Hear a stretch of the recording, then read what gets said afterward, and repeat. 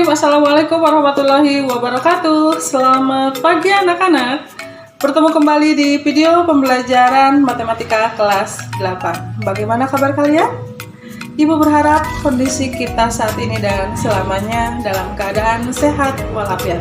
Meskipun sekarang kita masih dalam suasana pandemi COVID-19, tapi mudah-mudahan tidak menyurutkan kita untuk selalu bersemangat ya, meskipun pembelajaran jarak jauh dan kalian masih belajar dari rumah. Baik anak-anakku, pembelajaran kita pada pagi hari ini masih mengenai materi statistik. Ibu akan membahas sekarang yang berhubungan dengan ukuran pemusatan data. Nanti ke depan, insya Allah kalian akan mengerti dan paham apa itu nilai rata-rata suatu data, apa itu nilai tengah suatu data, dan apa itu nilai yang sering muncul atau yang disebut dengan modus suatu data. Baik, mengawali pembelajaran kita pada pagi hari ini, marilah kita sama-sama berdoa dalam hati. Berdoa mulai.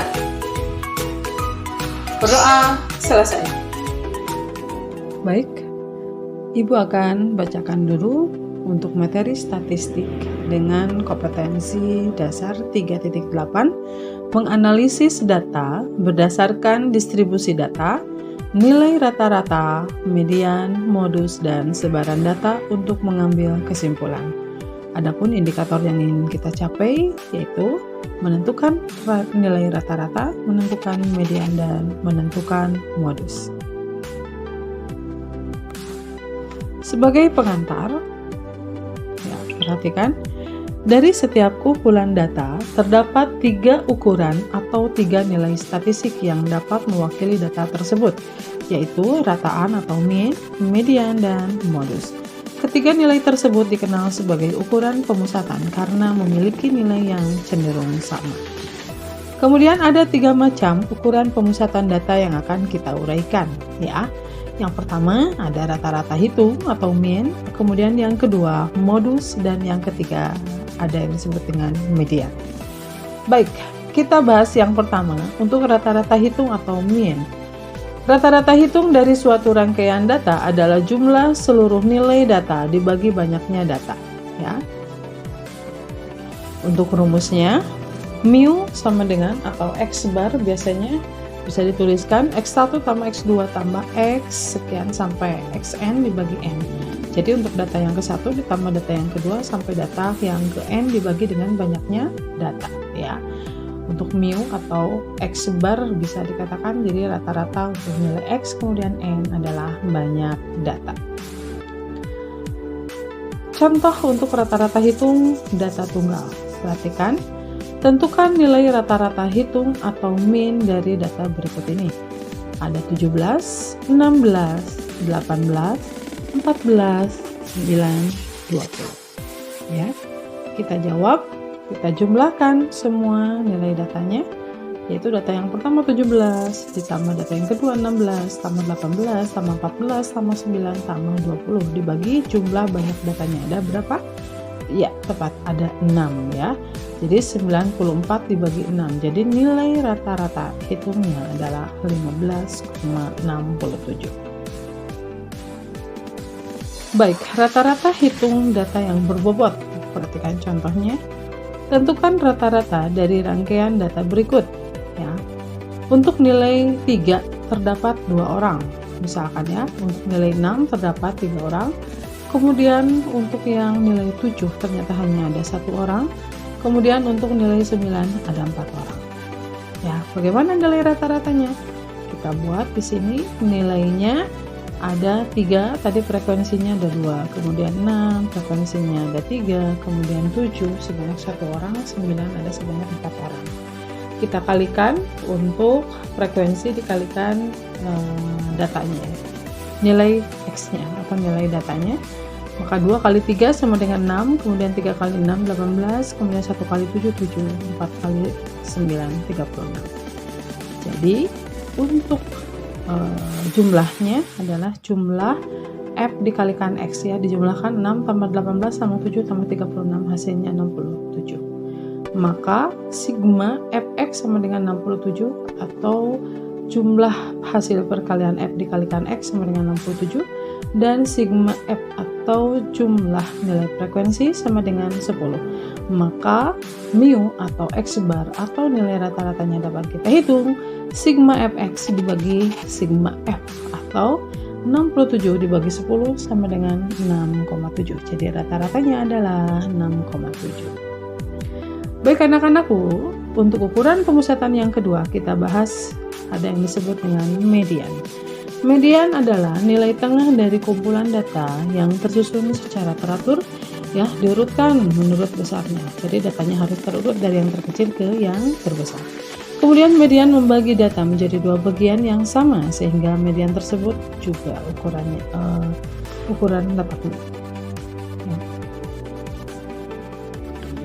Posisi tengah dari seperangkat data sebanyak n yang telah terurut terletak pada posisi yang ke n tambah 1 dibagi 2. Jika n ganjil, maka ada data yang berada pada posisi tengah dan nilai data itu merupakan nilai median. Kemudian jika n genap, maka sebagai mediannya diambil rata-rata hitung dua data yang ada di tengahnya. Contohnya sekarang perhatikan median data tunggal. Ya, kita perhatikan ada 7, 5, 8, 6, 9, 7, 10. Ya, kita urutkan dari yang terkecil ke yang terbesar. Jadi untuk solusi yang A kita urutkan dulu, jadi harus diurut dulu dari yang terkecil ke yang terbesar. Jadi 5, 6, 7, 7, 8, 9, dan 10.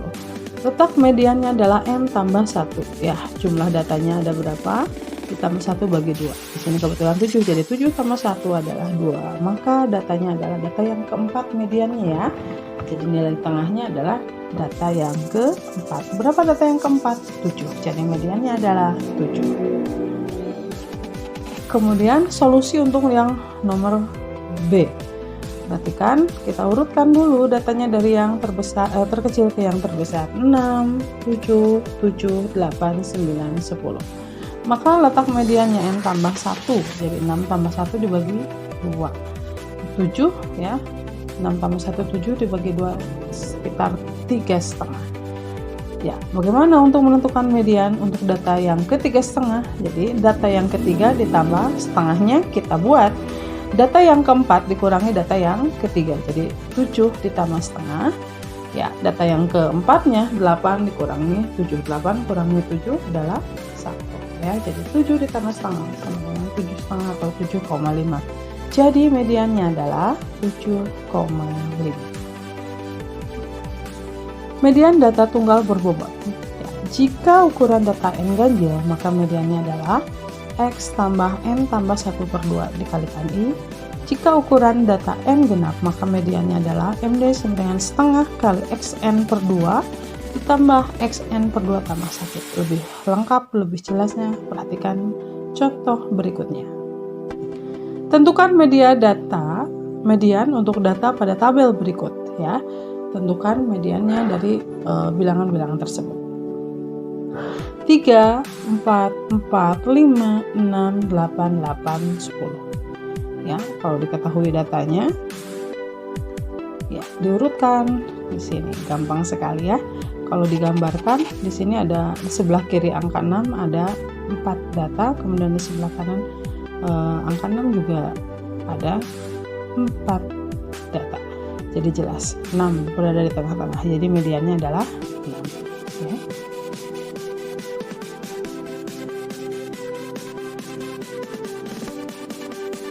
Kemudian tentukan median dari data tunggal berbobot berikut ini. Nilai untuk 3 terdapat 3 orang, nilai untuk 4 terdapat 6 orang, kemudian nilai 5 terdapat 13 orang, kemudian nilai 6 terdapat 22 orang, kemudian untuk nilai 7 terdapat 27 orang, kemudian untuk nilai 8 ada 12 orang, kemudian nilai 9 ada 5 orang, kemudian untuk nilai 10 2 orang. Nah, bagaimana kita menentukan median untuk data tunggal berbobot ini ya? Kita perhatikan bagaimana cara menyelesaikannya ya. Kita tentukan dulu jumlah frekuensinya. Tadi ada 3, ada tambah 6, tambah 13, tambah 22, tambah 27, tambah 12, tambah 5, tambah 2. Jadi hasilnya sama dengan 90. 90 berarti bilangan genap. Nah, tadi sudah dirumuskan untuk data tunggal ya, dengan yang sudah terurut ya dengan bilangan genap. Ini menggunakan rumus medianya setengah kali xn per 2 ditambah xn per 2 tambah 1. Jadi setengah kalikan x 90 per 2 ya untuk frekuensinya, ditambah x 90 per 2 ditambah 1. Jadi setengah kalikan 90 per 2 45 ya, data 45 tambah 45 tambah 1 ya. Jadi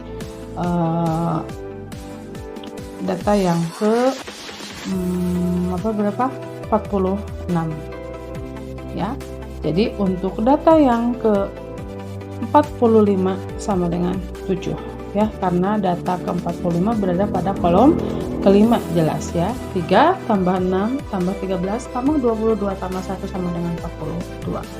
Nah, sekarang kalau untuk data yang ke 46 ya jelas 7 juga ya, karena data ke 46 juga berada pada kolom kelima, yaitu sigma F nya 3 tambah 6 tambah 13 tambah 22 tambah 2 sama dengan 46. Jadi setengah dikalikan 7 tambah 7 sama dengan setengah kali 14 sama dengan 7. Jadi median dari data tunggal berbobot tersebut adalah 7. Nah, sekarang ukuran pemusatan yang berikutnya akan dibahas tentang modus. Jadi modus adalah nilai data yang sering muncul ya, yang paling banyak frekuensinya, atau modus juga berguna untuk mengetahui tingkat seringnya terjadi suatu peristiwa. Serangkaian data mungkin memiliki 2 modus atau bimodal, memiliki 3 modus atau trimodal, atau lebih dari 2 ya, boleh disebut dengan multimodal. Modus ditentukan dari data yang sering muncul. Modus juga merupakan suatu data, kadang-kadang tidak ada. Hal ini disebabkan karena masing-masing data memiliki frekuensi permunculan yang sama. Sedangkan dalam menentukan modus untuk data tunggal berbobot adalah yang mempunyai frekuensi terbesar. Dalam hal ini juga modus untuk data tunggal berbobot kemungkinan tidak ada. Mungkin 1 buah, mungkin juga lebih dari 1 buah. Ya, perhatikan contohnya modus data tunggal. Tentukan modus dari rangkaian data berikut: 7, 5, 8, 6, 9, 7, 10. Perhatikan. Di sini untuk nomor A 5, 6, 7, 7, 8, 9, 10. Lalu perhatikan data yang sering muncul angka berapa? Iya, angka 7. Jadi modusnya adalah 7. Untuk yang nomor B, ya diurutkan dulu dari yang terkecil ke yang terbesar datanya. 5, 6, 6, 7, 7, 8, 9, 10. Di sini nilai yang sering munculnya adalah 6 dan 7. Jadi modusnya ada 2, 6 dan 7. Ya, baik anak-anakku, itulah tadi video pembelajaran yang berhubungan dengan nilai rata-rata, min, median, dan modus. Baik anak-anakku, itulah tadi video pembelajaran yang telah Ibu berikan ya. Mudah-mudahan kalian bisa memahaminya. Jangan lupa untuk mengerjakan soal latihan yang telah Ibu share di WhatsApp group dan juga Google Classroom. Terima kasih atas bentuk perhatiannya pada pagi hari ini.